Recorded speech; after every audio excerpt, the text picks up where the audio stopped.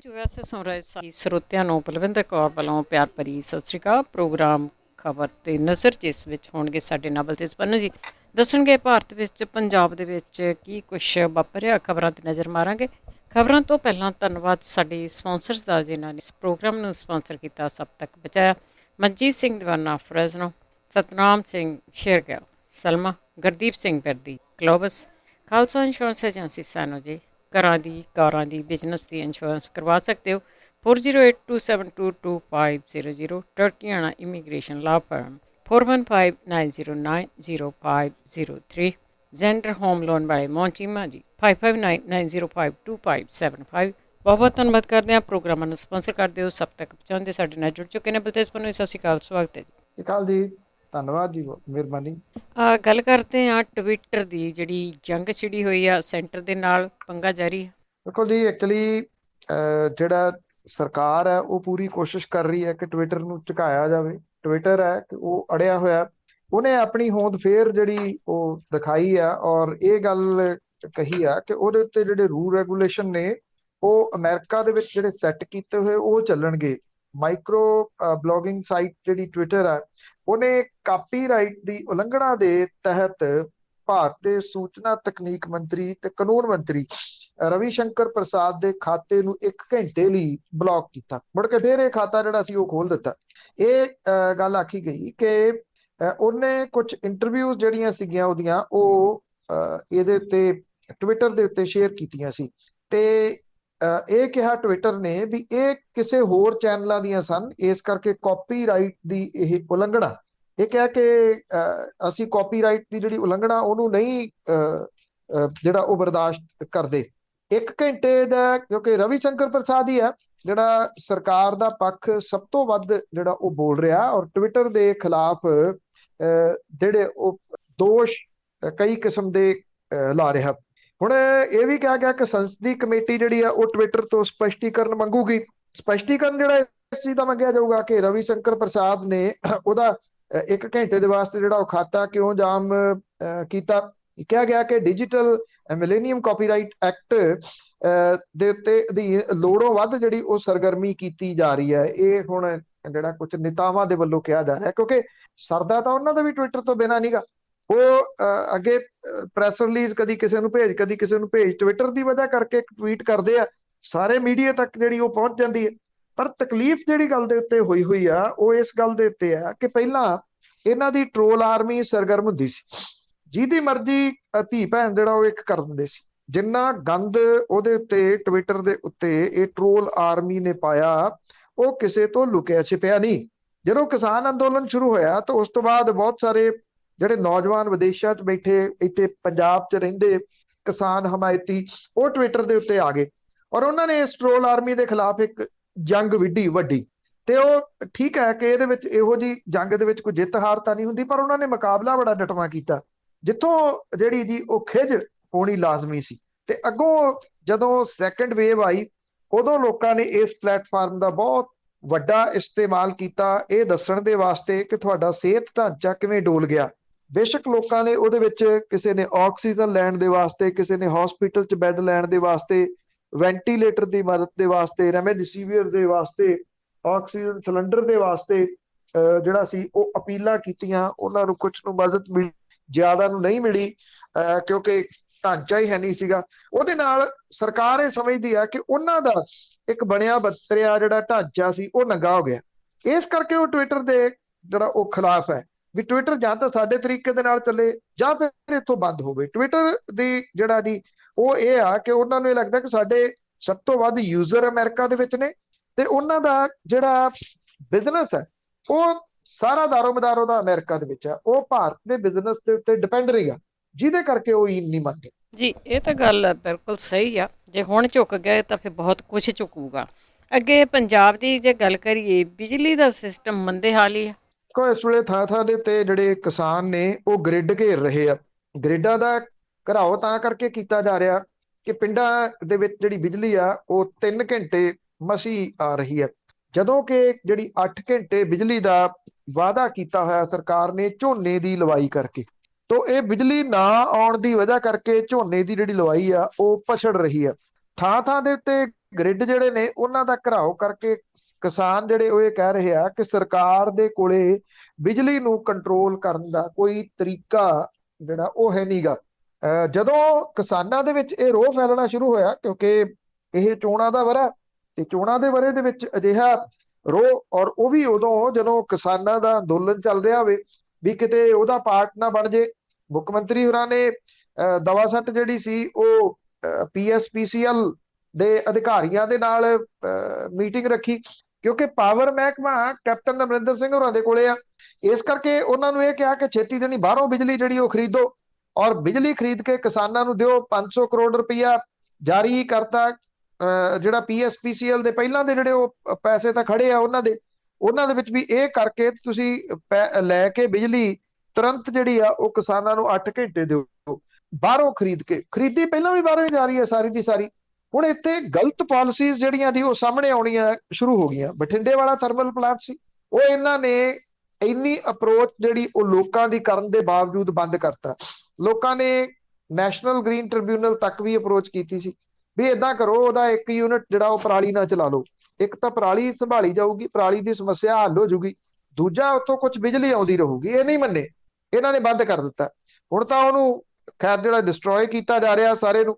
Ropar thermal plant ਜਿਹੜਾ ਉਹ ਬੰਦ ਪਿਆ, ਜਿਹੜੇ ਸਰਕਾਰੀ ਨੇ। ਭਾਖੜਾ ਹੀ ਜਿਹੜਾ ਉਹ ਚੱਲਦਾ। ਭਾਖੜਾ ਹੁਣ ਸਾਰੇ ਜਗ੍ਹਾ ਪੂਰੀ ਨਹੀਂ ਕਰ ਸਕਦਾ। ਇਹ ਜਿਹੜੀਆਂ ਪ੍ਰਾਈਵੇਟ ਕੰਪਨੀਆਂ ਨੇ ਜਿਨ੍ਹਾਂ ਦੇ ਨਾਲ ਕੰਟਰੈਕਟ ਸਾਈਨ ਪਿਛਲੀ ਸਰਕਾਰ ਨੇ ਕੀਤੇ 25-25 ਸਾਲ ਦੇ, ਜਿਹੜੀਆਂ ਕਿ ਦੋਨਾਂ ਹੱਥਾਂ ਦੇ ਨਾਲ ਰੱਜ ਕੇ ਸਰਕਾਰ ਦੇ ਨਾਲ ਮਿਲ ਕੇ ਲੁੱਟ ਰਹੀਆਂ ਨੇ ਪੰਜਾਬ ਨੂੰ, ਇਹ ਉਹਨਾਂ ਦੀ ਵਜ੍ਹਾ ਕਰਕੇ ਜਿਹੜਾ ਉਹ ਹੋ ਰਿਹਾ। ਸਰਕਾਰ ਕੀ ਕਰ ਰਹੀ ਹੈ ਕਿ ਇਹ ਬੰਦ ਕਰਕੇ ਪਲਾਂਟ ਇਹਨਾਂ ਕੰਪਨੀਆਂ ਦੇ ਉੱਤੇ ਨਿਰਭਰ ਕਰ ਦੇਣਾ ਚਾਹੁੰਦੀ ਹੈ ਪੰਜਾਬ ਨੂੰ। ਇਹ ਆਪਣੀ ਗਲਤੀ ਨੂੰ ਜਸਟੀਫਾਈ ਕਰਨ ਦੇ ਵਾਸਤੇ ਤੇ ਉਹਨਾਂ ਤੋਂ ਕਮਿਸ਼ਨ ਖਾਣ ਦੇ ਚੱਕਰ ਦੇ ਵਿੱਚ, ਜਿਹੜਾ ਕਿ ਇਹਨਾਂ ਦੇ ਵੱਲੋਂ ਓਪਨਲੀ ਖਾਦਾ ਜਿਹੜਾ ਉਹ ਜਾ ਰਿਹਾ ਕਿ ਲੋਕਾਂ ਨੂੰ ਇਹ ਲੱਗੇ ਕਿ ਹੋਰ ਬਿਜਲੀ ਫਿਰ ਕਿੱਥੋਂ ਆਉਣੀ ਹੈ। ਹੁਣ ਕਹਿੰਦੇ ਬਾਹਰੋਂ ਖਰੀਦ ਲਓ, ਪਹਿਲਾਂ ਵੀ ਬਾਹਰੋਂ ਖਰੀਦ ਰਹੇ। ਸਾਰੀਆਂ ਉਹ ਕੰਪਨੀਆਂ ਨੇ ਜਿਨ੍ਹਾਂ ਦੇ ਵਾਸਤੇ ਇਹਨਾਂ ਨੇ ਵਾਅਦਾ ਕੀਤਾ ਸੀ ਕਿ ਅਸੀਂ ਰਿਵਿਊ ਕਰਾਂਗੇ, ਉਹਨੂੰ ਰਿਵਿਊ ਨਹੀਂ ਕਰ ਰਹੇ। ਜਿਹੜੇ 18 ਪੁਆਇੰਟ ਦਿੱਤੇ ਨੇ ਕੇਂਦਰ ਨੇ, ਕੇਂਦਰੀ ਹਾਈ ਕਮਾਂਡ ਨੇ, ਉਹਦੇ ਵਿੱਚ ਇੱਕ ਬਿਜਲੀ ਦਾ ਮਾਮਲਾ ਵੀ ਹੈ। ਹੁਣੇ ਉੱਥੇ ਜਾ ਕੇ ਕਹਿਣਗੇ ਅਸੀਂ ਕੀ ਕਰੀਏ, ਆ ਦੇਖੋ ਬਿਜਲੀ ਤਾਂ ਹੈ ਨਹੀਂ। ਜਿਹੜੇ ਆਫੀਸਰ ਨੇ ਇਹਨਾਂ 'ਚ ਕੰਮ ਕਰਦੇ ਉਹ ਇਹ ਕਹਿੰਦੇ ਆ ਕਿ ਸਰਕਾਰ ਦੀਆਂ ਜਿਹੜੀਆਂ ਗਲਤੀਆਂ ਨੇ ਵੱਡੀਆਂ, ਉਹਦੀ ਵਜ੍ਹਾ ਕਰਕੇ ਇਹ ਸਾਰਾ ਕੁਝ ਹੋ ਰਿਹਾ। ਉਹ ਆਪਣੇ ਰੋਸ ਦੇ ਵਜੋਂ ਸ਼ਾਮ ਨੂੰ 5 ਵਜੇ ਜਿਹੜਾ ਉਹ ਫੋਨ ਆਪਣੇ ਸਵਿਚ ਆਫ ਕਰ ਲੈਂਦੇ ਆ ਰੋਸ ਦੇ ਵਜੋਂ, ਤਾਂ ਕਿ ਉਹ ਫੋਨ ਨਾ ਸੁਣਨ ਤੇ ਲੋਕਾਂ ਦੇ ਜਿਹੜੇ ਜੀ ਉਹ ਕੰਮ ਨਾ ਹੋਣ। ਇਹਦੇ ਤੋਂ ਕਿਸਾਨ ਜਿਹੜੇ ਉਹ ਤੰਗ ਆ ਰਹੇ ਆ। ਹੁਣ ਇਹ ਹੱਲ ਕਿਸੇ ਪਾਸੇ ਨਿਕਲਦਾ ਜਾਂ ਨਹੀਂ, ਪਰ ਇਹਨਾਂ ਆ ਇਹ ਰਾਜ ਕਰਾਂਗੇ 25 ਸਾਲ ਵਾਲਿਆਂ ਨੇ ਫਸਾ ਦਿੱਤੇ ਲੋਕ ਕੰਪਲੀਟਲੀ। ਉਹ ਤੋਂ ਅੱਗੇ ਵਾਲਿਆਂ ਨੇ ਵੀ ਕੋਈ ਕੋਸ਼ਿਸ਼ ਕੀਤੀ ਨਹੀਂ ਗੀ ਨਾ। ਵੈਸੇ ਲੋਕਾਂ ਦਾ ਮਾਮਲਾ ਆ, ਉਹਨਾਂ ਨੂੰ ਕੀ ਆ। ਤੇ ਅੱਗੇ ਕਾਂਗਰਸ ਹਾਈ ਕਮਾਂਡ ਦੀ ਜੇ ਗੱਲ ਕਰੀਏ ਤਾਂ ਅਜੇ ਵੀ ਇੱਕ ਕਲੇਸ਼ ਮਕਾਉਣ ਦਾ ਕੋਈ ਰਾਹ ਨਹੀਂ ਲੱਭ ਰਿਹਾ ਉਹਨਾਂ ਨੂੰ। ਰਾਹੁਲ ਗਾਂਧੀ ਹੋਰਾਂ ਨੇ ਹੁਣ ਜਿਹੜੀ ਜੀ ਉਹ ਕੱਲ ਸਾਰੀ ਦਿਹਾੜੀ ਲਾਈ ਇਸ ਗੱਲ ਦੇ ਉੱਤੇ। ਸੰਸਦ ਮੈਂਬਰਾਂ ਦੇ ਨਾਲ ਮੁਲਾਕਾਤ ਕੀਤੀ, ਲੋਕ ਸਭਾ ਮੈਂਬਰ, ਰਾਜ ਸਭਾ ਮੈਂਬਰ, ਉਹਨਾਂ ਤੋਂ ਪੁੱਛਿਆ ਕੀ ਕਰੀਏ, ਕਿਵੇਂ ਕਰੀਏ। ਕੈਪਟਨ ਅਮਰਿੰਦਰ ਸਿੰਘ ਨੂੰ 18 ਨੁਕਾਤੀ ਏਜੰਡਾ ਦੇ ਦਿੱਤਾ, ਔਰ ਜਿਹੜੇ ਸੀਨੀਅਰ ਕਾਂਗਰਸੀ ਆਗੂ ਨੇ ਉਹਨਾਂ ਤੋਂ ਰਾਏ ਲੈਣ ਦਾ ਕੰਮ ਜਾਰੀ ਰੱਖਿਆ। ਹੁਣ ਕੈਪਟਨ ਅਮਰਿੰਦਰ ਸਿੰਘ ਹੋਰੀ ਇਸ 18 ਨੁਕਾਤੀ ਏਜੰਡੇ ਨੂੰ ਮੰਨਦੇ ਆ ਜਾਂ ਨਹੀਂ, ਇਹ ਅਜੇ ਵੱਡਾ ਸਵਾਲ ਹੈ। ਜਿਹੜੇ ਰਾਜ ਸਭਾ ਮੈਂਬਰ ਸ਼ਮਸ਼ੇਰ ਸਿੰਘ ਦੂਲੋ, ਵਿਜੇ ਇੰਦਰ ਸਿੰਗਲਾ, ਰਾਣਾ ਗੁਰਜੀਤ ਸਿੰਘ, ਲਖਵੀਰ ਸਿੰਘ ਲੱਖਾ, ਕੈਬਨਿਟ ਮੰਤਰੀ ਬ੍ਰਹਮ ਮਹਿੰਦਰਾ ਦੇ ਨਾਲ ਮੁਲਾਕਾਤ ਜਿਹੜੀ ਜੀ ਉਹ ਕੀਤੀ। ਇਹਨਾਂ ਆਗੂਆਂ ਤੋਂ ਵਿਧਾਨ ਸਭਾ ਦੀਆਂ ਚੋਣਾਂ ਦੇ ਸੰਬੰਧੀ ਤਿਆਰੀਆਂ ਦੀ ਗੱਲਬਾਤ ਕੀਤੀ ਗਈ। ਰਾਜ ਸਭਾ ਮੈਂਬਰ ਸ਼ਮਸ਼ੇਰ ਸਿੰਘ ਦੂਲੋ ਨੇ ਤਾਂ ਬਾਹਰ ਆ ਕੇ ਵੀ ਬਹੁਤ ਕੁਝ ਜਿਹੜਾ ਜੀ ਉਹ ਬੋਲਿਆ। ਉਹਨੇ ਇਹ ਗੱਲ ਕਹੀ ਕਿ ਰਾਹੁਲ ਗਾਂਧੀ ਨੇ ਸਲਾਹ ਦਿੱਤੀ ਹੈ ਕਿ ਪੰਜਾਬ 'ਚ ਨੁਕਰੇ ਲਾਏ ਟਕਸਾਲੀ ਆਗੂਆਂ ਨੂੰ ਮੁੱਖ ਧਾਰਾ ਦੇ ਵਿੱਚ ਲਿਆਂਦਾ ਜਾਵੇ ਤੇ ਪਾਰਟੀ ਨੂੰ ਦਲ ਬਦਲੂਆਂ ਤੋਂ ਬਚਾਇਆ ਜਾਵੇ। ਉਹਨਾਂ ਨੇ ਇਹ ਵੀ ਗੱਲ ਕਹਿਤੀ ਕਿ ਸਭ ਤੋਂ ਵੱਡਾ ਦਲ ਬਦਲੂ ਤਾਂ ਕੈਪਟਨ ਅਮਰਿੰਦਰ ਸਿੰਘ ਹੈ, ਔਰ ਉਹਨਾਂ ਨੇ ਇਹ ਵੀ ਕਿਹਾ ਕਿ ਦਲ ਬਦਲੂ ਕੁਰਸੀ ਖਾਤਰ ਗੇੜੇ ਮਾਰ ਰਹੇ ਆ ਤੇ ਉਹਨਾਂ ਦੀ ਪਾਰਟੀ 'ਚ ਕੋਈ ਸੇਵਾ ਨਹੀਂ ਗੀ। ਅਗਲੀਆਂ ਚੋਣਾਂ ਦੇ ਵਿੱਚ ਪਾਰਟੀ ਕਿਸੇ ਦਲਿਤ ਨੂੰ ਇਹ ਕਿਹਾ ਕਿ ਮੁੱਖ ਮੰਤਰੀ ਦੇ ਚਿਹਰੇ ਵਜੋਂ ਉਭਾਰੇ ਤੇ ਪੰਜਾਬ ਦੇ ਵਿੱਚ ਮਾਫੀਆ ਰਾਜ ਦੇ ਬਾਰੇ ਕਹਿੰਦੇ ਕਿ ਵਿਸਥਾਰ ਦੇ ਵਿੱਚ ਦੱਸਿਆ। ਉਹਨਾਂ ਨੇ ਇਹ ਵੀ ਗੱਲ ਕਹੀ ਕਿ ਵਜੀਫਾ ਘੁਟਾਲਾ ਉਹਦੀ CBI ਤੋਂ ਜਾਂਚ ਕਰਵਾਈ ਜਾਵੇ। ਇਹ ਵੀ ਜਿਹੜੇ ਨਵਜੋਤ ਸਿੰਘ ਸਿੱਧੂ ਦੇ ਬਾਰੇ ਦੇ ਵਿੱਚ ਇਹ ਗੱਲ ਉਹਨੇ ਕਹੀ ਕਿ ਜਦੋਂ 126 ਲੋਕ ਮਾਝੇ ਦੇ ਸ਼ਰਾਬ ਦੇ ਮਾਮਲੇ ਤੇ, ਉਦੋਂ ਤਾਂ ਇਹਨਾਂ ਨੂੰ ਦਰਦ ਨਹੀਂ ਆਇਆ ਕਿਸੇ ਦਾ ਇਹ ਕਿਹਾ ਕਿ ਨਵਜੋਤ ਸਿੰਘ ਸਿੱਧੂ ਤਾਂ ਅੰਮ੍ਰਿਤਸਰ ਤੋਂ ਵਿਧਾਨ ਸਭਾ ਦੇ ਮੈਂਬਰ ਸੀ, ਉਹ ਫੇਰ ਵੀ ਇੱਕ ਅੱਖਰ ਵੀ ਇਸ ਮਾਮਲੇ ਦੇ ਉੱਤੇ ਨਹੀਂ ਜਿਹੜਾ ਉਹ ਬੋਲੇ। ਇਹ ਵੀ ਕਿਹਾ ਕਿ ਜਿਹੜਾ ਇਹ ਵਜ਼ੀਫਾ ਘੁਟਾਲਾ ਜਿਹੜਾ ਹੋਇਆ, ਇਹਨੇ ਜਿਹੜੀ ਉਹ ਢਾਹ ਲਾਈ ਹੈ ਸਰਕਾਰ ਨੂੰ, ਕਿਉਂਕਿ 67 ਕਰੋੜ ਜਾਂ 65 ਕਰੋੜ ਰੁਪਏ ਦਾ ਇਹ ਵੱਡਾ ਘਪਲਾ ਇੱਥੇ ਪੰਜਾਬ ਦੇ ਵਿੱਚ ਹੋਇਆ। ਰਾਣਾ ਗੁਰਜੀਤ ਸਿੰਘ ਨੇ ਆਪਣੀ ਰਾਏ ਜਿਹੜੀ ਉਹ ਦਿੱਤੀ। ਇਹ ਕਿਹਾ ਕਿ ਜਿਹੜਾ ਇਹ ਵਿਵਾਦ ਛੇਤੀ ਨਿਬੜ ਜੂਗਾ। ਛੇਤੀ ਕਿਵੇਂ ਨਿਬੜ ਜੂਗਾ, ਇਹ ਬੜੇ ਵੱਡੇ ਅਜੇ ਸਵਾਲ ਖੜੇ ਨੇ। ਇਹ ਕਿਹਾ ਜਾ ਰਿਹਾ ਹੈ ਕਿ ਹੁਣ ਇਸ ਵੇਲੇ ਨਵਜੋਤ ਸਿੰਘ ਸਿੱਧੂ ਦੇ ਵੱਖ-ਵੱਖ ਥਾਵਾਂ ਦੇ ਉੱਤੇ ਬੋਲਣ ਦੀ ਵਜ੍ਹਾ ਕਰਕੇ ਉਹਦਾ ਕੁਝ ਕੇਸ ਜਿਹੜਾ ਕਮਜ਼ੋਰ ਹੋਇਆ। ਜਿਹੜੇ ਬਹੁਤੇ ਨੇਤਾ ਗਏ ਨੇ ਉਹਨਾਂ ਨੇ ਇਹ ਗੱਲ ਕਹੀ ਹੈ ਕਿ ਇਹ ਠੀਕ ਹੈ ਕਿ ਨਵਜੋਤ ਸਿੰਘ ਸਿੱਧੂ ਤੋਂ ਬਿਨਾਂ ਸਰਦਾ ਨਹੀਂ, ਪਰ ਉਹਦਾ ਲੋੜੋਂ ਵੱਧ ਬੋਲਣਾ ਇਹਨਾਂ ਨੇਤਾਵਾਂ ਨੂੰ ਇਸ ਪੱਖੋਂ ਵੀ ਅਖੜਦਾ ਵੀ ਜੇ ਨਵਜੋਤ ਸਿੰਘ ਸਿੱਧੂ ਹੋਰਾਂ ਨੂੰ ਹਾਈ ਕਮਾਂਡ ਨੇ ਮੂਹਰੇ ਲਾਤਾ, ਉਹਨੇ ਫਿਰ ਸਾਡੇ ਦੁਆਲੇ ਜਿਹੜੀ ਜੀ ਉਹ ਆਪਣੇ ਲਫ਼ਜ਼ਾਂ ਵਾਲੀ ਡਾਂਗ ਕੱਢ ਲੈਣੀ ਹੈ। ਉਹਨੇ ਤਾਂ ਬੋਲਣਾ, ਉਹਨੂੰ ਬੋਲਣ ਦੇ ਵਾਸਤੇ ਕੋਈ ਜਗ੍ਹਾ ਚਾਹੀਦੀ ਹੈ, ਕੋਈ ਬੰਦਾ ਚਾਹੀਦਾ ਜਿਹਦੇ ਖਿਲਾਫ ਉਹ ਬੋਲ ਸਕੇ। ਇਸ ਕਰਕੇ ਇਹਨਾਂ ਨੇ ਜਿਹੜਾ ਉੱਥੇ ਨਵਜੋਤ ਸਿੰਘ ਸਿੱਧੂ ਦਾ ਵੀ ਹੁਣ ਪੱਖ ਜ਼ੋਰਦਾਰ ਤਰੀਕੇ ਦੇ ਨਾਲ ਨਹੀਂ ਪੂਰਿਆ। ਕਾਂਗਰਸ ਹਾਈ ਕਮਾਂਡ ਦੇ ਸਾਹਮਣੇ ਇੱਕ ਵੱਡੀ ਮੁਸ਼ਕਲ ਜਿਹੜੀ ਇਹ ਬਣੀ ਹੋਈ ਆ ਕਿ ਕੈਪਟਨ ਤੇ ਨਵਜੋਤ ਸਿੱਧੂ ਨੂੰ ਇਕੱਠਿਆਂ ਕਿਵੇਂ ਕੀਤਾ ਜਾਵੇ, ਕਿਉਂਕਿ ਸਾਰੇ ਆਗੂਆਂ ਨੇ ਇਹ ਵੀ ਗੱਲ ਜਿਹੜੀ ਆ ਉਹ ਹਾਈ ਕਮਾਂਡ ਨੂੰ ਦੱਸਦੀ ਆ ਵੀ ਲੱਗਦਾ ਨਹੀਂ ਇਹੋ ਜਿਹੇ ਹਾਲਾਤ ਬਣ ਜਾਣਗੇ ਕਿ ਇਹਨਾਂ ਦੋਨਾਂ ਨੂੰ ਤੁਸੀਂ ਇਕੱਠਿਆਂ ਟੇਬਲ ਦੇ ਉੱਤੇ ਬਿਠਾ ਸਕਦੇ। ਬਿਠਾ ਕੇ ਦੇਖ ਲੈਣਾ ਚਾਹੀਦਾ ਵੈਸੇ ਬਹਿੰਦੇ ਆ ਕਿ ਨਹੀਂ। ਅੱਗੇ ਭਾਰੀ ਮੀਂਹ ਬਹੁਤ ਪਿਆ ਆ ਤੇ ਗੰਗਾ ਦੇ ਕੰਢੇ ਦੱਬੀਆਂ ਲਾਸ਼ਾਂ ਫਿਰ ਨੰਗੀਆਂ ਹੋਈਆਂ। ਦੇਖੋ, ਬੇਸ਼ੱਕ ਪ੍ਰਸ਼ਾਸਨ ਨੇ ਬਹੁਤ ਕੋਸ਼ਿਸ਼ਾਂ ਕੀਤੀਆਂ ਇਸ ਮਾਮਲੇ ਨੂੰ ਦੱਬਣ ਦੀਆਂ। ਇਹ ਕਿਹਾ ਕਿ ਗਲਤ ਪ੍ਰਚਾਰ ਕੀਤਾ ਜਾ ਰਿਹਾ, ਉੱਥੇ ਡੈੱਡ ਬੋਡੀ ਹੈ ਨਹੀਂ। ਜਿਹੜੇ ਲੋਕਾਂ ਨੇ ਨਿਸ਼ਾਨੀਆਂ ਲਾਈਆਂ ਸੀਗੀਆਂ, ਕੋਈ ਕਾਨਾ ਕੱਢ ਗਿਆ, ਕੋਈ ਸੋਟੀ ਕੱਢ ਗਿਆ, ਕੋਈ ਚੁੰਨੀਆਂ ਕੱਢ ਗਿਆ, ਉਹ ਸਾਰੀਆਂ ਇਕੱਠੀਆਂ ਕਰਕੇ ਲੂਤੀਆਂ। ਲਾਸ਼ਾਂ ਤਾਂ ਨਹੀਂ ਸਾੜੀਆਂ ਜਾ ਸਕੀਆਂ, ਉਹ ਨਿਸ਼ਾਨੀਆਂ ਜਿਹੜੀਆਂ ਸਾੜ ਦਿੱਤੀਆਂ। ਇਹ ਦੱਸਣ ਦੀ ਕੋਸ਼ਿਸ਼ ਕੀਤੀ ਕਿ ਐਵੇਂ ਪ੍ਰਚਾਰ ਕੀਤਾ ਜਾ ਰਿਹਾ। ਅਸਲ ਦੇ ਵਿੱਚ ਗੰਗਾ ਦੇ ਕੰਢੇ ਕੁਝ ਏਦਾਂ ਦਾ ਨਹੀਂ ਹੈਗਾ ਜਿਹੜਾ ਵਿਸ਼ਵ ਭਰ ਦੇ ਵਿੱਚ ਚਰਚਾ ਦਾ ਵਿਸ਼ਾ ਬਣਿਆ ਸੀ। ਪਰ ਜਿਹੜੀ ਮੌਨਸੂਨ ਹੈ ਉਹਨੇ ਉੱਤਰ ਪ੍ਰਦੇਸ਼ ਦੇ ਪ੍ਰਸ਼ਾਸਨ ਤੇ ਸਰਕਾਰ ਦਾ ਫੇਸ ਇੱਕ ਵਾਰੀ ਫੇਰ ਨੰਗਿਆ ਕਰਤਾ ਇਹਨਾਂ ਲਾਸ਼ਾਂ ਨੂੰ ਨੰਗਿਆ ਕਰਕੇ। ਦੂਜੀ ਲਹਿਰ ਦੇ ਦੌਰਾਨ ਮਾਰੇ ਗਏ ਲੋਕਾਂ ਦੀ ਗਿਣਤੀ ਛਪਾਉਣ ਦੇ ਇਹ ਜਿਹੜੇ ਯਤਨ ਸੀਗੇ ਜੀ, ਇਹ ਫੇਰ ਫੇਲ ਹੋ ਗਏ। ਗੰਗਾ ਦਰਿਆ ਦੇ ਵਿੱਚ ਪਾਣੀ ਚੜ੍ਹਨ ਦੇ ਨਾਲ ਉਹਦੇ ਕੰਢਿਆਂ ਦੇ ਉੱਤੇ ਦੱਬੀਆਂ ਲਾਸ਼ਾਂ ਬਾਹਰ ਨਿਕਲ ਆਈਆਂ। ਜਿਹੜੇ ਸੀਨੀਅਰ ਮਿਊਨਿਸਪਲ ਅਧਿਕਾਰੀ ਨੇ ਉਹ ਇਹ ਕਹਿੰਦੇ ਆ ਕਿ ਇਸ ਮਹੀਨੇ ਕਰੋਨਾ ਦੇ ਕੇਸਾਂ ਦੇ ਵਿੱਚ ਵੱਡੇ ਪੱਧਰ ਦੇ ਉੱਤੇ ਗਿਰਾਵਟ ਜਿਹੜੀ ਆ ਉਹ ਆਈ ਆ। ਤੇ ਪਿਛਲੇ 3 ਹਫ਼ਤਿਆਂ ਦੇ ਦੌਰਾਨ ਕੱਲੇ ਪ੍ਰਯਾਗਰਾਜ ਦੇ ਗੰਗਾ ਦੇ ਵਿੱਚੋਂ 108 ਲਾਸ਼ਾਂ ਦੇ ਅੰਤਮ ਸੰਸਕਾਰ ਕੀਤੇ ਗਏ ਸੀਗੇ। ਇਹ ਕਿਹਾ ਜਾ ਰਿਹਾ ਹੈ ਕਿ ਇਹ ਉਹ ਲਾਸ਼ਾਂ ਨੇ ਜਿਹੜੀਆਂ ਗੰਗਾ ਕੰਢੇ ਤੇ ਦੱਬੀਆਂ ਗਈਆਂ ਸੀ। ਪਾਣੀ ਦਾ ਪੱਧਰ ਵਧਣ ਕਰਕੇ ਇਹ ਦਰਿਆ ਦੇ ਵਿੱਚ ਤੈਰਨ ਲੱਗ ਪਈਆਂ। ਮਿਊਨਿਸਪਲ ਕਾਰਪੋਰੇਸ਼ਨ ਨੇ ਕੁਝ 40 ਦੇ ਕਰੀਬ ਵਿਅਕਤੀਆਂ ਦੀ ਟੀਮ ਜਿਹੜੀ ਉਹ ਤਾਇਨਾਤ ਕੀਤੀ, ਜਿਹੜੀਆਂ ਕਿ ਦਿਨ ਰਾਤ ਗੰਗਾ ਦੇ ਵਿੱਚ ਰੁੜਨ ਵਾਲੀਆਂ ਜਿਹੜੀਆਂ ਲਾਸ਼ਾਂ ਨੇ ਉਹਦੇ ਉੱਤੇ ਨਿਗਾਹ ਰੱਖ ਰਹੀ ਹੈ। ਔਰ ਨਿਗਾਹ ਰੱਖ ਕੇ ਚੁੱਕ ਕੇ ਹੁਣ ਉਹਦੇ ਅੰਤਮ ਸੰਸਕਾਰ ਜਿਹੜੇ ਆ ਉਹ ਗੰਗਾ ਕੰਢੇ ਕੀਤੇ ਜਾ ਰਹੇ ਆ। ਹੁਣ ਤੱਕ 50 ਤੋਂ ਉੱਪਰ ਲਾਸ਼ਾਂ ਦੀ ਜਾਣਕਾਰੀ ਹੈ ਕਿ ਅੰਤਮ ਸੰਸਕਾਰ ਹੋ ਚੁੱਕੇ ਹੋਏ ਆ। ਇਹਦੇ ਵਿੱਚ ਇੱਕ ਡੈੱਡ ਬੋਡੀ ਇਹੋ ਜਿਹੀ ਵੀ ਸੀਗੀ ਜਿਹਦੇ ਨੱਕ ਨੂੰ ਅਜੇ ਵੀ ਜਿਹੜੀ ਆਕਸੀਜਨ ਵਾਲੀ ਪਾਈਪ ਲੱਗੀ ਹੋਈ ਸੀਗੀ। ਮਤਲਬ ਕਿ ਉਹਦੀ ਡੈਥ ਹਸਪੀਟਲ ਦੇ ਵਿੱਚ ਹੋਈ, ਹਸਪੀਟਲ ਦੇ ਬਾਹਰ ਹੋਈ। ਉਹਦੇ ਰਿਸ਼ਤੇਦਾਰ ਉਹਨੂੰ ਇੱਥੇ ਸੁੱਟ ਗਏ ਕਿਉਂਕਿ ਉਹ ਅੰਤਮ ਸੰਸਕਾਰ ਨਹੀਂ ਸਨ ਕਰ ਸਕਦੇ। ਉੱਥੇ ਰੇਟ ਬੜੇ ਵਧਾਤੇ ਸੀ ਅੰਤਮ ਸੰਸਕਾਰ ਕਰਨ ਵਾਲਿਆਂ ਨੇ, ਮੰਤਰ ਪੜ੍ਹਨ ਵਾਲਿਆਂ ਨੇ, ਲੱਕੜ ਵੇਚਣ ਵਾਲਿਆਂ ਨੇ। ਜਿਹੜਾ ਗਰੀਬ ਬੰਦਾ ਉਹ ਕਿੱਥੇ ਇੱਕ ਅੰਤਮ ਸੰਸਕਾਰ ਦਾ 18 ਤੋਂ 20 ਹਜ਼ਾਰ ਰੁਪਈਆ ਦਿੰਦਾ।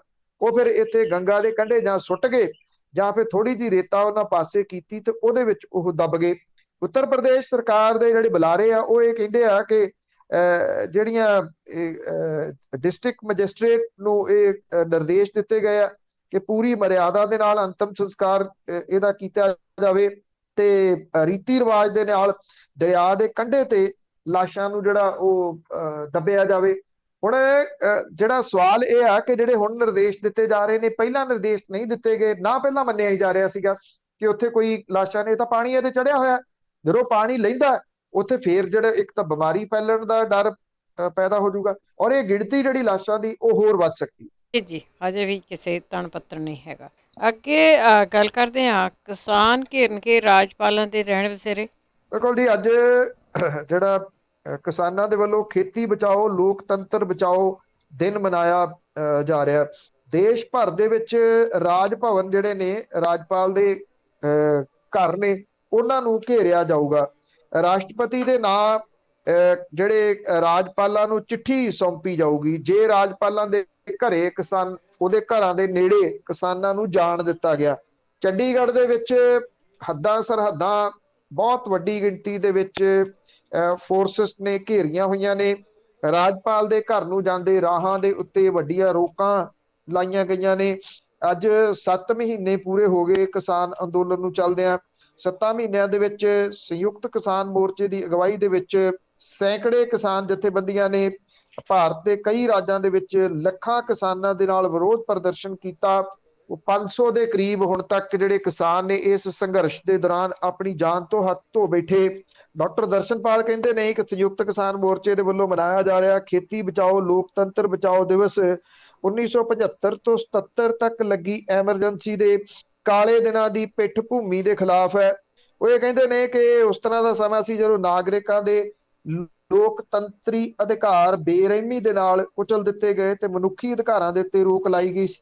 ਡਾਕਟਰ ਦਰਸ਼ਨਪਾਲ ਇਹ ਕਹਿੰਦੇ ਨੇ ਕਿ ਅੱਜ ਦਾ ਤਾਨਾਸ਼ਾਹ ਸ਼ਾਸਨ ਉਹਨਾਂ ਕਾਲੇ ਦਿਨਾਂ ਦੀ ਯਾਦ ਦਿਵਾਉਂਦਾ ਹੈ, ਜਦੋਂ ਆਪਣੀ ਗੱਲ ਕਹਿਣ ਦੇ ਪ੍ਰਗਟਾਵੇ ਦੀ ਕੋਈ ਆਜ਼ਾਦੀ ਨਹੀਂ ਸੀ ਤੇ ਜਿਹੜਾ ਜੇ ਕੋਈ ਗੱਲ ਕਹਿੰਦਾ ਸੀਗਾ ਤੇ ਉਹਨੂੰ ਜੇਲ੍ਹ ਦੇ ਵਿੱਚ ਦੇ ਦਿੱਤਾ ਜਾਂਦਾ ਸੀਗਾ।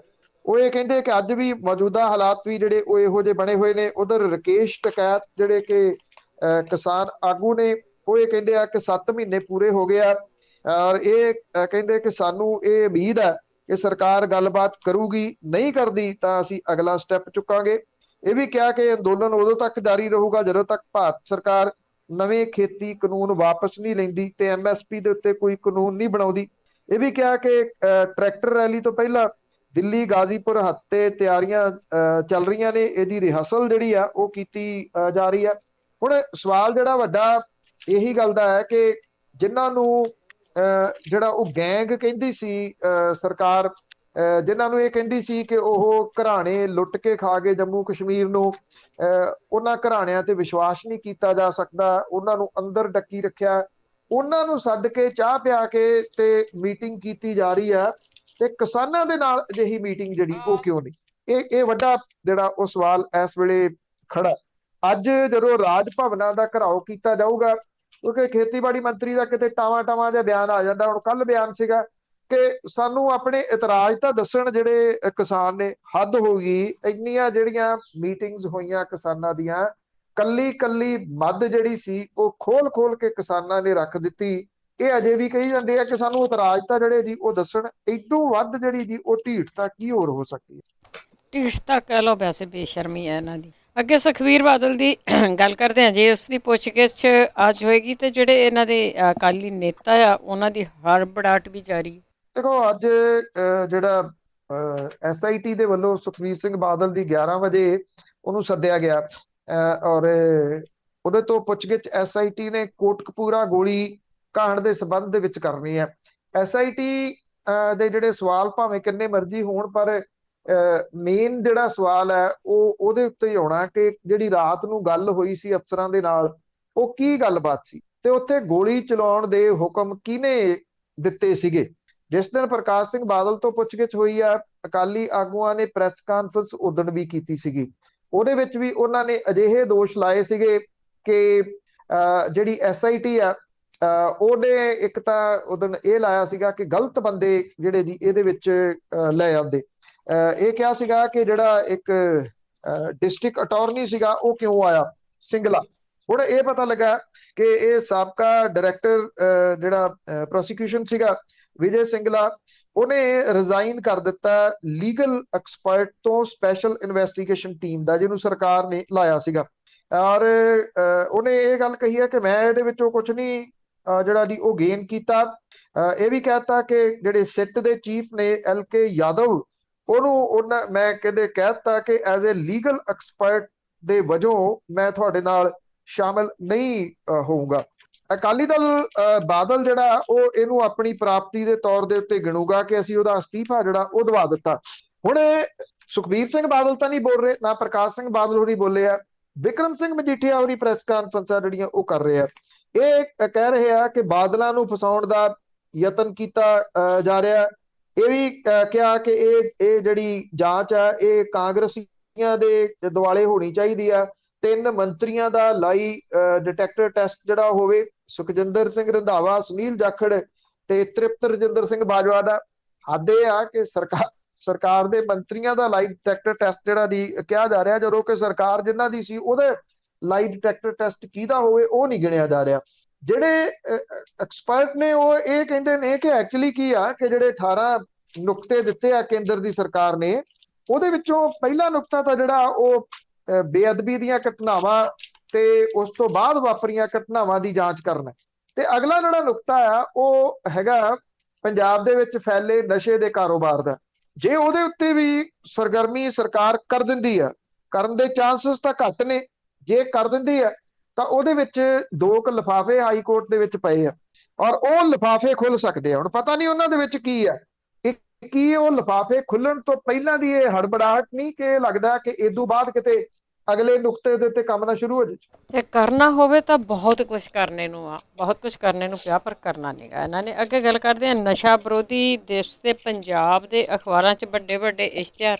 ਉਹ ਇਹ ਇਸ਼ਤਿਹਾਰ ਤੱਕ ਹੀ ਸੀਮਤ ਆ। ਬਹੁਤੀ ਜਿਹੜੀ ਕਹਾਣੀ ਇਹਨਾਂ ਇਸ਼ਤਿਹਾਰਾਂ ਦੇ ਉੱਤੇ ਜਿਹੜਾ ਜੀ ਉਹ ਲਿਖਿਆ ਹੋਇਆ, ਸਲੋਗਨ ਤਾਂ ਵਧੀਆ ਨੇ ਉਹ, ਉਹਦੇ 'ਚ ਕੋਈ ਸ਼ੱਕ ਨਹੀਂ, ਪਰ ਸਰਕਾਰ ਜਿਹੜੀ ਆ ਉਹ ਸਲੋਗਨਾਂ ਤੱਕ ਹੀ ਸੀਮਤ ਜਿਹੜਾ ਹੋ ਗਈ ਆ। ਨਸ਼ੇ ਕਿੰਨੇ ਕੁ ਮੁੱਕ ਗਏ ਇਹ ਸਭ ਨੂੰ ਪਤਾ ਕਿ ਅਮਲੀ ਕਿਸੇ ਨੂੰ ਕਹਿਣ ਨਹੀਂ ਦੇਣਾ, ਨਸ਼ਾ ਪੰਜਾਬ 'ਚ ਰਹਿਣ ਨਹੀਂ ਦੇਣਾ, ਕਿ ਨਸ਼ਾ ਮੁਕਤ ਜਿਹੜਾ ਉਹ ਪੰਜਾਬ ਬਣਾਈਏ, ਇਹ ਗੱਲ ਲਿਖਿਆ ਹੋਇਆ। ਨਸ਼ਾ ਮੁਕਤ ਪੰਜਾਬ ਇੱਕ ਜਿਹੜਾ ਇਹਦਾ ਦਾ ਸਲੋਗਨ ਵਰਤ ਕੇ ਤਾਂ ਹੋ ਨਹੀਂ ਜਾਣਾ। ਮਹਿੰਗੇ ਮਹਿੰਗੇ ਇਸ਼ਤਿਹਾਰ ਜਿਹੜੇ ਜੀ ਉਹ ਸਰਕਾਰ ਨੇ ਜ਼ਰੂਰ ਦਿੱਤੇ ਆ। ਹੁਣ ਇਹ ਨਹੀਂ ਪਤਾ ਕਿ ਜਿਹੜੀਆਂ ਫੈਕਟਰੀਆਂ ਫੜੀਆਂ ਜਾ ਰਹੀਆਂ ਨੇ, ਸਰਕਾਰ ਉਹਨਾਂ ਨੂੰ ਕੀ ਸਮਝਦੀ ਹੈ ਕਿ ਉਹ ਕੀ ਨਸ਼ੇ ਦੇ ਵਿੱਚ ਆਉਂਦੀਆਂ ਨੇ ਜਾਂ ਨਹੀਂ, ਜਿਹੜੀ ਨਕਲੀ ਸ਼ਰਾਬ ਦੀਆਂ ਜਿਹੜੀਆਂ ਉਹ ਫੈਕਟਰੀਆਂ ਨੇ। ਔਰ ਜਿਹੜੇ ਇਹ ਇਸ਼ਤਿਹਾਰ ਨੇ ਉਹ ਇਹ ਵੀ ਕਹਿੰਦੇ ਨੇ ਕਿ ਨਸ਼ਾ ਖੋਰੀ ਤੇ ਤਸਕਰੀ ਦੇ ਵਿਰੁੱਧ ਇਹ ਅੰਤਰਰਾਸ਼ਟਰੀ ਦਿਵਸ ਹੈ 26 ਤਰੀਕ। ਅੰਕੜੇ ਬੜੇ ਸ਼ਾਨਦਾਰ ਇਹਦੇ ਵਿੱਚ ਦਿੱਤੇ ਗਏ ਆ, ਕਿੰਨੀਆਂ FIR ਦਰਜ ਹੋ ਗਈਆਂ, ਕਿੰਨੇ ਲੋਕ ਗ੍ਰਿਫਤਾਰ ਕਰ ਲਏ ਗਏ, ਕਿੰਨੀ ਜਾਇਦਾਦ ਜਿਹੜੀ ਆ ਉਹ ਇਹਨਾਂ ਦੀ ਨਾਲ ਅਟੈਚ ਕੀਤੀ ਗਈ। ਔਰ ਇਹ ਵੀ ਕਿਹਾ ਕਿ ਨਸ਼ੇ ਦੇ ਹੌਟ ਸਪੌਟ ਰਹੇ ਜਿਹੜੇ ਉਹਨਾਂ ਨੂੰ ਸੁਧਾਰ ਉਹਨਾਂ ਦਾ ਕੀਤਾ ਜਾ ਰਿਹਾ। 24 ਘੰਟੇ ਹੈਲਪਲਾਈਨ ਜਿਹੜੀ ਹੋ ਗਈ। ਗੱਲਾਂ ਸੋਹਣੀਆਂ ਨੇ, ਲਿਖੀਆਂ ਹੋਈਆਂ ਵਧੀਆ ਜਿਹੜੀਆਂ ਉਹ ਲੱਗਦੀਆਂ ਨੇ।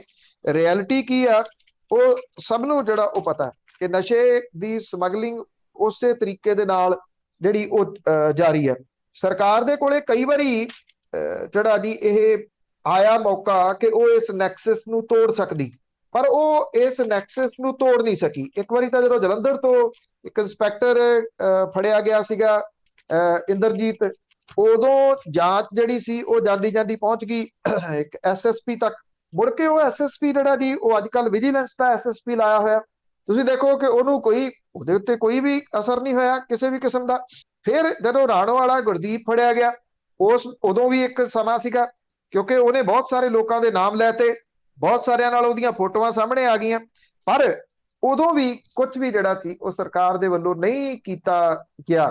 ਇਹ ਉਦੋਂ ਨੈਕਸਸ ਟੁੱਟ ਸਕਦਾ ਸੀ। ਪਿਛਲੇ ਦਿਨਾਂ ਦੇ ਵਿੱਚ ਕੈਨੇਡਾ ਰਹਿੰਦਾ ਇੱਕ ਸਿੰਗਰ ਜਿਹੜਾ ਸੀਗਾ ਉਹ ਇਹਨੂੰ ਮਿਲਣ ਚਲੇ ਗਿਆ ਜੇਲ੍ਹ ਦੇ ਵਿੱਚ। ਉਹ ਅੱਜ ਤੱਕ ਭੇਦ ਹੈ ਕਿ ਉਹਨੂੰ ਮਿਲਣ ਕਿਉਂ ਗਿਆ, ਉਹਨੇ ਕੀ ਉਤੋਂ ਲੈਣਾ ਸੀ ਰਾਣੋ ਵਾਲੇ ਸਰਪੰਚ ਤੋਂ, ਕੀ ਉਹਦਾ ਵੀ ਕੋਈ ਹਿੱਸਾ ਪੱਤੀ ਹੈ, ਇਹ ਨਹੀਂ ਪਤਾ ਲੱਗਿਆ। ਨਸ਼ਾ ਵਿਰੋਧੀ ਦਿਵਸ ਜਿਹੜਾ ਉਹ ਮਨਾਇਆ ਜਾ ਰਿਹਾ, ਇਹ ਮਹਿਜ਼ ਸਰਕਾਰੀ ਇਸ਼ਤਿਹਾਰਾਂ ਦੇ ਨਾਲ ਕੀ ਕੰਟਰੋਲ ਹੋ ਜਾਊਗਾ, ਇਹ ਆਪਣੇ ਆਪ ਦੇ ਵਿੱਚ ਇੱਕ ਵੱਡਾ ਸਵਾਲ ਹੈ। ਪਰ ਜਦੋਂ ਅੱਖੀ ਘੱਟਾ ਪਾਉਣਾ ਹੋਵੇ ਫਿਰ ਇਸੇ ਤਰੀਕੇ ਨਾਲ ਇਸ਼ਤਿਹਾਰਾਂ ਦੇ ਰੂਪ 'ਚ ਪਾਇਆ ਜਾਂਦਾ। ਮੌਕਾ ਤਾਂ ਉਦੋਂ ਬਹੁਤ ਸੋਹਣਾ ਸੀ, ਪਰ ਹਿੱਸਾ ਪੱਤੀ ਨੂੰ ਉਹ ਕੀ ਕਰਦੇ। ਅੱਗੇ ਗੱਲ ਕਰਦੇ ਹਾਂ ਸੁੱਚਾ ਲੰਗਾਹ ਦੀ। ਉਸਨੇ ਫਿਰ ਸੁੱਚਾ ਹੋਣ ਦੇ ਲਈ ਪਹੁੰਚ ਕੀਤੀ ਅਕਾਲ ਤਖਤ ਤੇ। ਬਿਲਕੁਲ ਜੀ, ਲੰਗਾਹ ਨੇ ਸੁੱਚਾ ਹੋਣ ਦੇ ਯਤਨ ਫੇਰ ਜਿਹੜੇ ਆ ਉਹ ਕੀਤੇ ਹੋਏ ਆ, ਯਤਨ ਬਾਰ-ਬਾਰ ਉਹਨੇ ਕੀਤੇ ਆ। ਹੁਣ ਲੰਗਾਹ ਨੇ ਸੁੱਚਾ ਹੋਣ ਦੇ ਵਾਸਤੇ ਜਿਹੜੇ ਅਕਾਲ ਤਖਤ ਦੇ ਜਥੇਦਾਰ ਨੇ ਗਿਆਨੀ ਹਰਪ੍ਰੀਤ ਸਿੰਘ PhD, ਉਹਨਾਂ ਨੂੰ ਇਹ ਕਿਹਾ ਹੈ ਕਿ ਉਹਨੂੰ ਮਾਫੀ ਦਿੱਤੀ ਜਾਵੇ ਤੇ ਪੰਥ ਦੇ ਵਿੱਚ ਵਾਪਸੀ ਕੀਤੀ ਜਾਵੇ। ਇਹ ਕਿਹਾ ਕਿ ਮੈਂ 70-72 ਦਿਨਾਂ ਤੋਂ ਅਕਾਲ ਤਖਤ ਦੇ ਉੱਤੇ ਰੋਜ਼ ਨੰਗੇ ਪੈਰੀ ਮੱਥਾ ਟੇਕਣ ਆ ਰਿਹਾ ਤੇ ਮੈਂ ਇੱਥੇ ਆ ਕੇ ਪਾਠ ਵੀ ਕਰਦਾ ਰੋਜ਼, ਇਹ ਦੱਸਿਆ।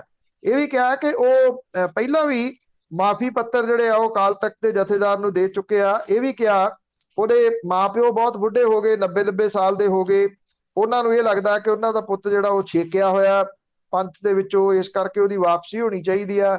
ਇਹ ਵੀ ਕਹਿੰਦਾ ਕਿ ਮੇਰੇ ਬੱਚੇ ਵਿਆਹੁਣ ਵਾਲੇ ਨੇ, ਮੇਰੀ ਆਪਣੀ ਸਿਹਤ ਠੀਕ ਨਹੀਂ ਰਹਿੰਦੀ, ਤੇ ਅਕਾਲ ਤਖਤ ਜਿਹੜੀ ਵੀ ਸਜ਼ਾ ਲਾਊਗਾ ਮੈਂ ਉਹਨੂੰ ਸਵੀਕਾਰ ਕਰੂੰਗਾ। ਮੇਰੀ ਪੰਥ ਦੇ ਵਿੱਚ ਜਿਹੜੀ ਜੀ ਉਹ ਵਾਪਸੀ ਹੋਵੇ। ਜਿਹੜੇ PhD ਸਾਹਿਬ ਨੇ ਉਹ ਇਹ ਕਹਿੰਦੇ ਆ ਕਿ ਇਸ ਮਾਮਲੇ ਨੂੰ ਪੰਜ ਸਿੰਘ ਸਾਹਿਬਾਨ ਦੀ ਮੀਟਿੰਗ ਦੇ ਵਿੱਚ ਵਿਚਾਰਨ ਤੋਂ ਬਾਅਦ ਕੋਈ ਫੈਸਲਾ ਕੀਤਾ ਜਾਊਗਾ। ਚਰਨਜੀਤ ਚੱਡਾ ਵਾਲਾ ਮਾਮਲਾ ਤੁਹਾਨੂੰ ਯਾਦ ਹੋਣਾ, ਚਰਨਜੀਤ ਚੱਡਾ ਨੇ ਵੀ ਇਸੇ ਤਰੀਕੇ ਨਾਲ ਅਪਲਾਈ ਕੀਤਾ ਸੀਗਾ ਤੇ ਉਹਨੂੰ ਮੁੜ ਕੇ ਆਉਣਾ ਨਹੀਂ ਪਿਆ। ਨਵਾਂ ਤਰੀਕਾ ਇਹ ਲੱਭਿਆ ਸੀਗਾ ਕਿ ਉਹਨੂੰ ਚਿੱਠੀ ਉਹਦੇ ਘਰੇ ਪਹੁੰਚ ਗਈ, ਜਿਸ ਚਿੱਠੀ ਦੇ ਵਿੱਚ ਇਹ ਜਿਹੜਾ ਉਹ ਦੱਸਿਆ ਹੋਇਆ ਸੀਗਾ ਕਿ ਜਿਹੜਾ ਤੁਸੀਂ ਅਪਲਾਈ ਕੀਤਾ ਸੀਗਾ ਪੰਥ ਦੇ ਵਿੱਚ ਵਾਪਸੀ ਦਾ, ਉਹ ਹੋ ਚੁੱਕੀ ਹੋਈ ਆ, ਪੰਥ ਦੇ ਵਿੱਚ ਵਾਪਸੀ ਤੁਹਾਡੀ ਹੋ ਚੁੱਕੀ ਹੋਈ ਆ। ਤੋਂ ਉਦੋਂ ਤੋਂ ਇਹ ਇੱਕ ਨਵਾਂ ਸਿਲਸਿਲਾ ਜਿਹੜਾ ਚੱਲ ਪਿਆ। ਜੇ ਦੇਖਿਆ ਜਾਵੇ ਤਾਂ ਉਦੋਂ ਬਾਅਦ ਲੰਗਾਹ ਹੋਰਾਂ ਨੇ ਸੁੱਚਾ ਹੋਣ ਦੀਆਂ ਜਿਹੜੀਆਂ ਕੋਸ਼ਿਸ਼ਾਂ ਉਹ ਜ਼ੋਰਦਾਰ ਤਰੀਕੇ ਦੇ ਨਾਲ ਆਰੰਭੀਆਂ ਵੀ ਜੇ ਚਰਨਜੀਤ ਸਿੰਘ ਚੱਡਾ ਹੋਰਾਂ ਨੂੰ ਘਰ ਬੈਠਿਆਂ ਚਿੱਠੀ ਮਿਲ ਸਕਦੀ ਆ ਤੇ ਅਜਿਹੀ ਚਿੱਠੀ ਉਹਨਾਂ ਨੂੰ ਵੀ ਮਿਲ ਸਕਦੀ ਹੈ। ਜਿਹੜਾ ਹੁਣ ਇਸ਼ਾਰਾ ਜਥੇਦਾਰ ਹੋਰਾਂ ਨੇ ਕਰਤਾ ਕਿ ਪੰਜ ਸਿੰਘ ਸਾਹਿਬਾਨ ਦੀ ਮੀਟਿੰਗ ਦੇ ਵਿੱਚ ਵਿਚਾਰਿਆ ਜਾਊਗਾ, ਕਿਤੇ ਉਹਦੇ ਵਿੱਚ ਵਿਚਾਰ ਕੇ ਚਿੱਠੀ ਲੰਗਾਹ ਦੇ ਘਰੇ ਵੀ ਨਾ ਆ ਜੇ ਕਿ ਤੁਹਾਨੂੰ ਵੀ ਹੁਣ ਸੁੱਚਾ ਕਰ ਦਿੱਤਾ ਗਿਆ। ਕਿਉਂਕਿ ਐਕਚੁਅਲੀ ਹੱਥ ਪੈਰ ਜਿਹੜੇ ਮਾਰੇ ਜਾ ਰਹੇ ਆ ਉਹ ਜ਼ਿਆਦਾ ਇਸ ਕਰਕੇ ਮਾਰੇ ਜਾ ਰਹੇ ਆ ਕਿ 22 ਦੀਆਂ ਇਲੈਕਸ਼ਨਸ ਆ ਰਹੀਆਂ ਨੇ। ਲੰਗਾਹ ਨੂੰ ਇਹ ਜਿਹੜਾ ਜੀ ਉਹ ਜਾਪਦਾ ਕਿ ਜੇ ਇਸ 22 ਦੀਆਂ ਇਲੈਕਸ਼ਨ ਦੇ ਵਿੱਚ ਵੀ ਉਹ ਇਸੇ ਤਰੀਕੇ ਦੇ ਨਾਲ ਸਿਆਸਤ ਦੇ ਵਿੱਚ ਜੋ ਪਿਛਲੇ ਦਿਨਾਂ ਤੋਂ ਪਿਛਲੇ ਸਾਲਾਂ ਤੋਂ ਉਹ ਨਹੀਂ ਹਿੱਸਾ ਲੈ ਰਿਹਾ, ਉਹ ਐਤਕੀ ਵੀ ਉਹਨੇ ਹਿੱਸਾ ਨਾ ਲਿਆ ਤੇ ਫਿਰ ਉਹਦੇ ਤੋਂ ਜਿਹੜੀ ਜੀ ਇਹ ਸਿਆਸਤ ਦਾ ਉਹਦਾ ਇੱਕ ਚੈਪਟਰ ਹੈ ਉਹ ਖੁੰਝ ਜਾਣਾ, ਮੁੜ ਕੇ ਉਹਨੂੰ ਕਿਸੇ ਨੇ ਵਾਰੀ ਜਿਹੜੀ ਉਹ ਨਹੀਂ ਦੇਣੀ, ਤਾਂ ਕਰਕੇ ਉਹ ਜ਼ਿਆਦੇ ਹੱਥ ਪੈਰ ਮਾਰ ਰਿਹਾ। ਦੂਜਾ ਚਰਨਜੀਤ ਸਿੰਘ ਚੱਡਾ ਵਾਲੀ ਜਿਹੜੀ ਪਾਲਿਸੀ ਆ ਹੋਮ ਡਿਲੀਵਰੀ ਵਾਲੀ, ਕਿਤੇ ਉਹ ਇੱਥੇ ਇਹਦੇ ਉੱਤੇ ਜਿਹੜੀ ਉਹ ਲਾਗੂ ਨਾ ਹੋ ਜਾਵੇ। ਵੀ ਉਹਨੂੰ ਵੀ ਦਿੱਤੀ ਸੀ ਚਿੱਠੀ, ਇੱਕ ਇੱਧਰ ਵੀ ਦੇ ਦੇ। ਕੁਝ ਵੀ ਹੋ ਸਕਦਾ ਜੀ, ਜਿਹੜੇ ਹਾਲਾਤ ਆ, ਜੋ ਕੁਝ ਹੋ ਰਿਹਾ ਆ ਕਾਫੀ ਟਾਈਮ ਤੋਂ, ਕੁਝ ਵੀ ਹੋ ਸਕਦਾ ਇੱਥੇ। ਬਹੁਤ ਬਹੁਤ ਧੰਨਵਾਦ ਬਲਤੇਜ ਪੰਨੂ। ਮਿਹਰਬਾਨੀ ਜੀ, ਧੰਨਵਾਦ ਜੀ, ਸਤਿ ਸ਼੍ਰੀ ਅਕਾਲ। ਸਤਿ ਸ਼੍ਰੀ ਅਕਾਲ ਜੀ। ਸਰੋਤੇ ਸਨ ਬਲਤੇਜ ਪੰਨੂ ਜੋ ਸਾਡੇ ਨਾਲ ਜੁੜਦੇ ਨੇ, ਕਰਦੇ ਨੇ ਖਬਰਾਂ। ਇਸੇ ਦੇ ਨਾਲ ਸਾਡਾ ਅੱਜ ਦਾ ਬੁਲਟਨ ਇੱਥੇ ਸਮਾਪਤ। ਬਲਵਿੰਦਰ ਕੌਰ ਵੱਲੋਂ ਆਪ ਸਭ ਨੂੰ ਹੀ ਸਤਿ ਸ਼੍ਰੀ ਅਕਾਲ।